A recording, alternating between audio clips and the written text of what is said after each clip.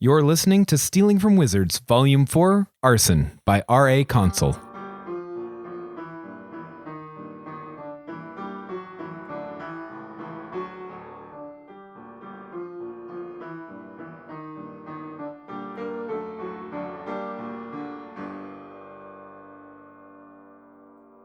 Chapter 19. Dr. Peter A. Emrys. Never run from a dragon. They have a powerful instinct to chase anything that does. When moving away from them, it is best to walk deliberately and with confidence. Some claim it is because the dragon will respect the courage. Based on experience, it is actually that they find slow-moving people boring.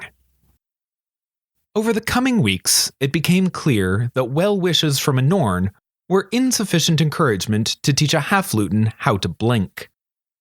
Through a series of experiments, executed entirely in the confines of his own bedroom with the curtains drawn, confirmed that pulling Autolycus through a blink always yielded the same result. He'd never gotten dressed so many times in his life. The only one who really learned anything from the process was Autolycus. He got tired of being pulled around the room, so learned to resist. It became a tug of war to get him to go anywhere without bribery. Kuro only tried to overpower Autolycus's resistance once.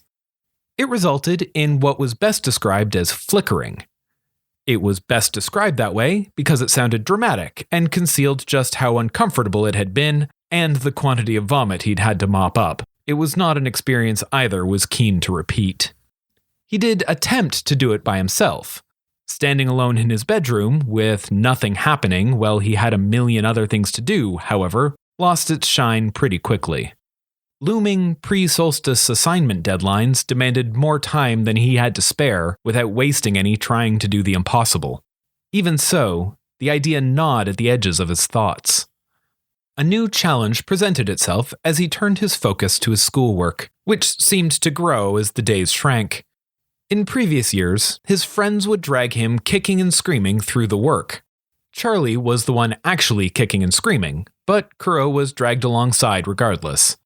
Now that they hardly shared any classes, he had nobody to make him study. He could make himself do it, but it was so much easier when Marie or Arthur did. They believed homework was important and necessary. All he had to do was believe them. He was much less convincing in that regard. Genuine efforts were made to work alongside Charlie. Those were good evenings. He enjoyed them immensely, which was a sign of how much actual work got done. Charlie's mind had an incredible capacity to wander, and it usually took her mouth and feet along with it. She could start off a sentence at a desk in the lounge discussing the life cycles of cockatrices, and finish it talking about which girls had the prettiest hair while strolling through the summer quarter, with a seamless detour through the plot of the last book she read and the kitchen for a snack. None of which helped with their math homework. One such meandering distraction led them on a walk in the crisp autumn evening, with the tenuous justification that it would help them clear out the debris left in their heads by their war with calculating abnormal distributions and ready the space for a tussle with electrochemical invocations. Or at least that's what Charlie had said, and she'd been quite convincing. Along a game trail, among the crunching leaves of autumn, in the sinking light of dusk, a black fox trotted towards them. Kuro nodded a greeting. He now presumed every fox he saw was a Norn, and it did no harm to be polite. The fox returned the gesture. As a matter of good manners, he offered the fox a piece of pepperoni stick he'd stolen from the kitchen on the way out of the lodge. She snatched it from his hand and trotted off into the woods. "Don't feed wild animals," scolded Charlie. "It's dangerous for them if they get too used to humans." "Maybe it was a familiar," argued Kuro. "Familiars don't eat," replied Charlie. "Autolycus does," said Kuro. "Autolycus is weird," Charlie retorted. She then launched into a lengthy lecture about the perils of feeding wild animals, her favorite foxes, a cool rock she found with an ammonite fossil in it, and somehow also a critique of assorted styles of hair clips. Kuro wasn't sure how the last part fit in with the rest, as he was only half listening. Thoughts of the fox had distracted him. He hadn't really considered what or if the Norn's familiars ate. In his mind, they were like normal familiars, just extensions of their creator. But they weren't. They were normal foxes that had become a Norn's companion. That wasn't quite right either. The way the women spoke, the fox was as much a Norn as they were. They were partners. It was the pairing that made the Norn. Each got something and each gave something. They sort of became one thing in two places. That was what the first wizard in their story had failed to grasp. He thought they were taking something, not sharing. He didn't make the effort to learn what was actually happening. The second wizard took the time to understand the Norns and their nature. In doing so, he'd recognized that he couldn't do what they did. He was a wizard, they were not. He could not be like them because he could not think like them. Kuro considered what life was like for the fox. She was a fox and not a fox at the same time. She still did fox things, hunting rodents at twilight and scampering through the underbrush, but she couldn't have much in common with others of her kind. He wondered whether she ever got confused and tried to order a hamburger at a takeout counter. He felt a certain kinship with the animal. There was Luton in him, but he couldn't be a Luton any more than a fox could be a human. He didn't grow up among them and didn't experience the world in the same way they did. He was, like it or not, much more wizard. He was made by wizards, raised by wizards, went to school with wizards, and was built largely out of bits of wizard. And wizards weren't all bad. He'd had the extended displeasure of spending a lot of time in the company of one of the worst there was, and as a street rat had been mistreated and scorned by them endlessly. His own wizardness had been forced on him. His body was built by villains, and the school was his prison. That had fermented within him an animus that was hard to shake. But all his favorite people were wizards. One of them was cheerfully explaining the relative merits of barrettes and bobby pins. He didn't consider her a wizard, nor any of his friends. They were just nice people who happened to do magic. He didn't like to lump them in with the likes of Phineas and Roche. But they were more the same than different. What separated them was how they chose to use their power, not the power itself. Like the Norns had said, wizards could be wonderful or terrible in equal measure. But then again, he didn't think quite like a wizard either. He'd tried, genuinely tried. Ms. Crawley had earned premature gray hairs, failing to help him twist his brain into the right shape. The right shape being the wizard shape. He wasn't a Luton. He wasn't a wizard. He was a bit of both and a lot of neither. But, as the Norns had said, there are other kinds of people with a connection to magic. Norns and giants, pixies and gnomes. They all did their own magic in their own way. Kuro was a new kind of thing. If he was going to do magic, he would have to figure out how to do it as a Kuro. He didn't quite know what that meant, but it felt profound, and he felt reinvigorated. And then he thought it was quite a lot of ideas to come from just meeting a fox on a trail at night. And then he wondered why the Norns had told him that story about the two wizards. And then he was very suspicious of them and everything they said or did and wondered if this was all a setup in some grand design. And then he became quite convinced that this was exactly how they got their reputation. Because whatever the outcome, Kuro would inevitably blame it on their meddling, whether they'd actually intended anything at all. That realization somewhat quashed his enthusiasm, which was replaced by a more familiar pessimism. There was no one who could teach him to be a Kuro, which had been his problem this whole time. Wizards had school, Luton had family, and Norns had each other. They all had long histories of tradition and practice to pass on knowledge. All his teachers could do was try to teach him to be more like them. Even the good ones, Ms. Crawley and Helena, Arthur and Charlie, the Wind and the Lane, they cared and they tried. They could teach him many things, but they couldn't teach him how to be him. In that, he was alone. From these contemplations came a resolution to better understand himself. He would learn all he could about wizards and Luton because they were his only sources of information. But he would not try to be one.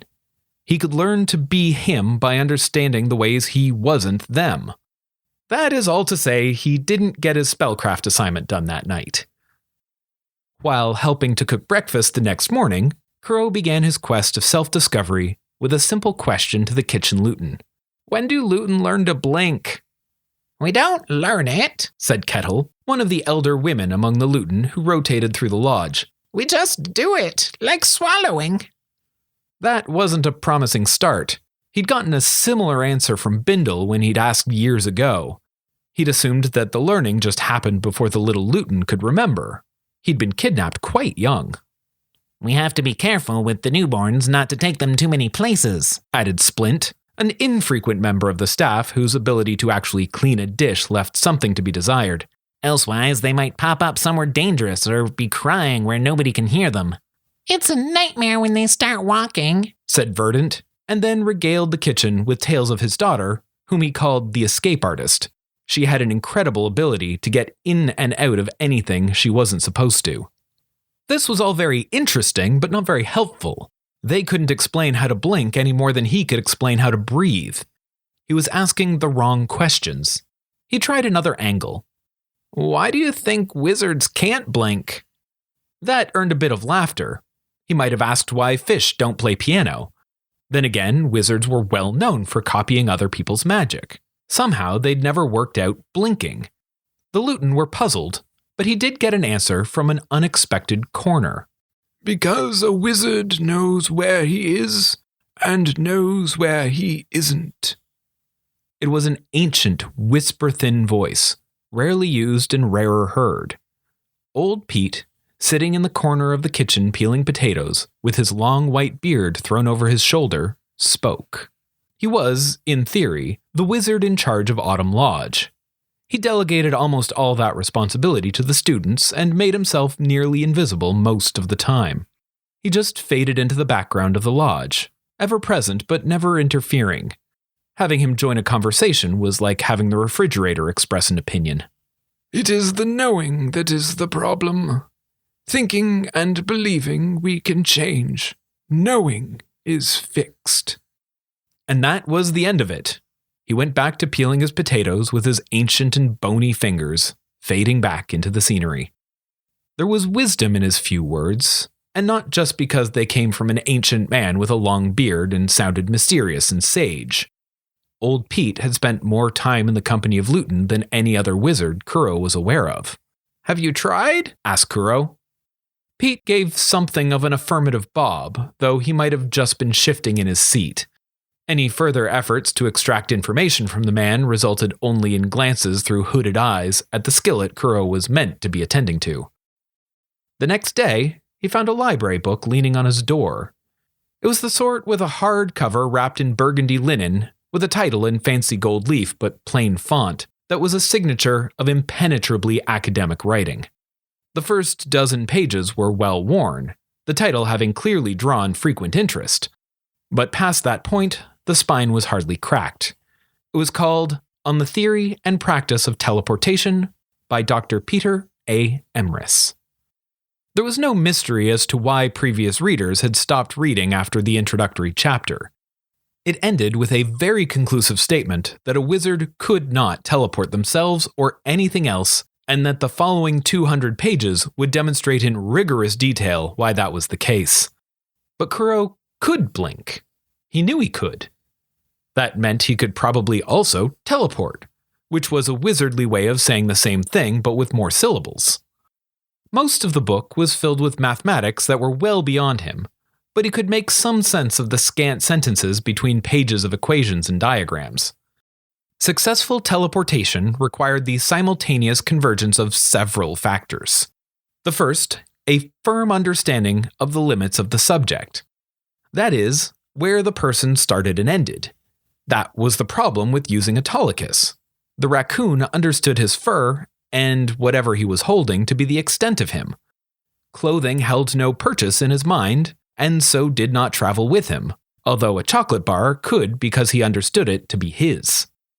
Next, anyone attempting to teleport would have to be able to know, not believe or imagine, know that they were simultaneously in two places.